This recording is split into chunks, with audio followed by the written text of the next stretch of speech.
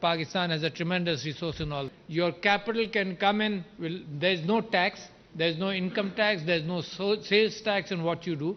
Your capital and your profits can go out, the first thing.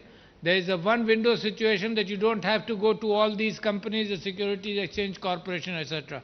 And Pakistan is there.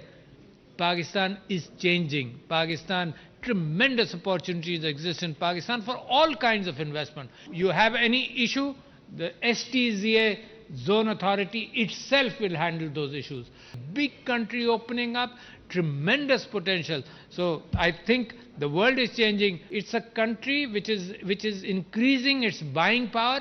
It's a country which is making the good, smart decisions. It's a country which is looking for investments, in fact, laying down the red carpet for investments. Because we believe that our people stand to gain, our youth bulge stands to get employed in all these sectors.